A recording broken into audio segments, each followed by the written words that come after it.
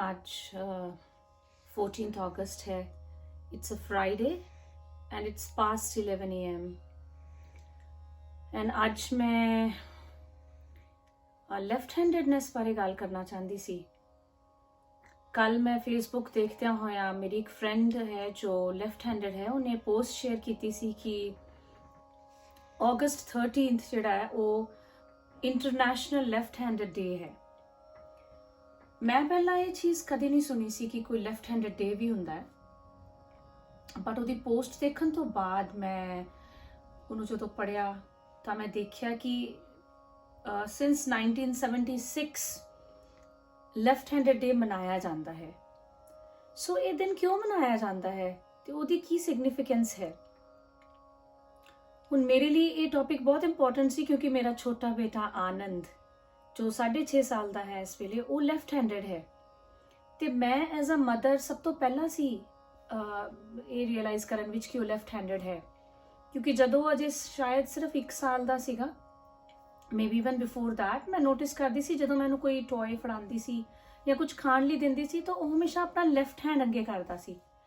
ਫਿਰ ਹੌਲੀ ਹੌਲੀ ਜਦੋਂ ਉਹਨੇ ਆਪਣੇ ਵੱਡੇ ਭਰਾ ਨੂੰ ਦੇਖ ਕੇ ਕੁਝ ਪੈਨਸਿਲ ਫੜਨੀ ਸ਼ੁਰੂ ਕੀਤੀ, ਕਲਰਸ ਫੜਨੇ ਸ਼ੁਰੂ ਕੀਤੇ, ਤਾਂ ਉਹਨੇ ਹਮੇਸ਼ਾ ਲੈਫਟ ਹੈਂਡ ਨਾਲ ਪੈਨਸਿਲ ਨੂੰ ਫੜਨਾ. ਸੋ ਇੰਟਰਨੈਸ਼ਨਲ ਲੈਫਟ ਹੈਂਡਡ ਡੇ ਜਿਹੜਾ ਹੈ ਉਹ ਸਭ ਤੋਂ ਪਹਿਲਾਂ 1976 ਵਿੱਚ ਇੱਕ ਲੈਫਟ ਹੈਂਡਡ ਬੰਦੇ ਨੇ ਸ਼ੁਰੂ ਕੀਤਾ. ਕਿਉਂ ਸ਼ੁਰੂ ਕੀਤਾ ਉਹਨੇ ਡੇ?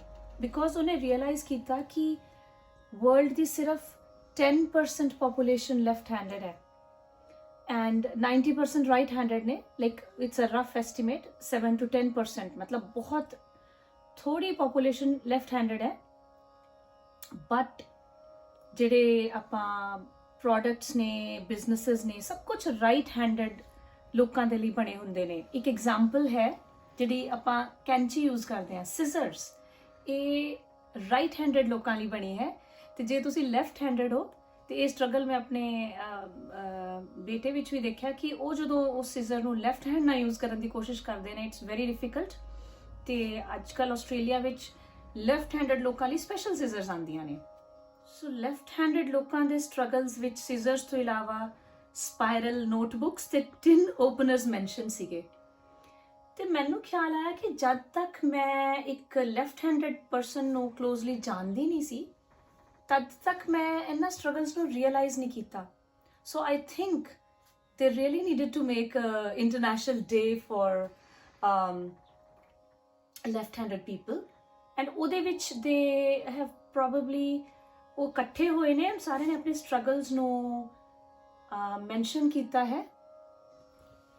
ਐਂਡ ਆਈ ਹੈਵ ਨੋਟਿਸਡ ਕਿ ਜਦੋਂ ਮੈਂ ਉਹ ਆਰਟੀਕਲ ਦੇਖਿਆ ਦੇਰ ਆਰ ਅ ਫਿਊ ਥਿੰਗਸ ਜਿਹੜੀਆਂ ਮੈਂ ਨੋਟਿਸ ਕੀਤੀਆਂ. Other than the fact कि 10% population सिर्फ 10% population left-handed है, other thing they noticed was कि अगर दोनों parents right-handed ने, जो कि साडे केस विच सीगा, तो सिर्फ 10% चांस है कि थोड़ा बच्चा left-handed होएगा. But अगर दोनों parents left-handed ने, तो there is a 40% chance. My God, that's amazing. So that's a great information to know.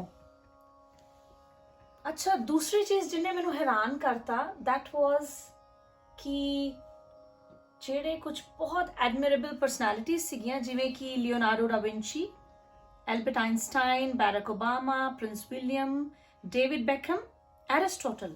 ਇਹ one of my favourite persons which ਨੇ and they're all left handed. I was so surprised.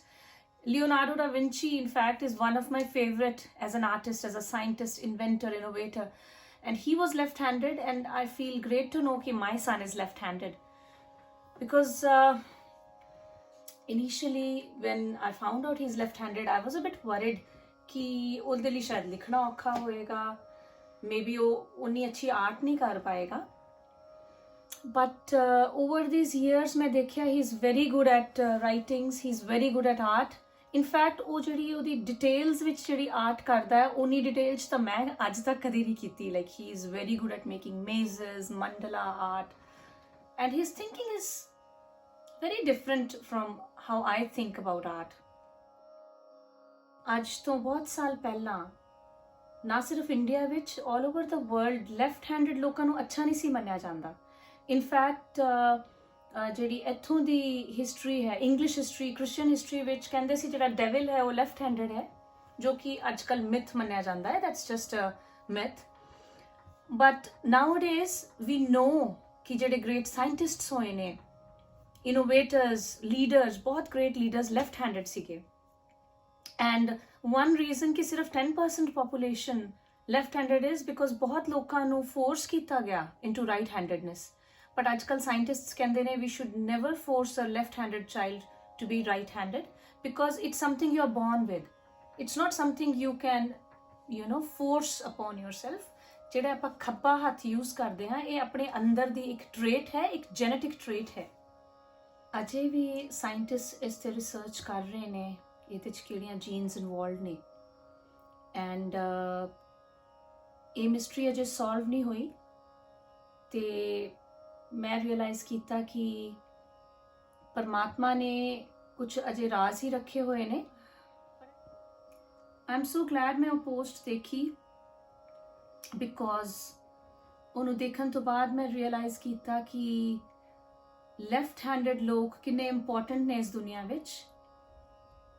There have been great innovators, there have been great inventors, and they see the world in a different light. वो दुनिया ਨੂੰ एक different way ना देखते ने, and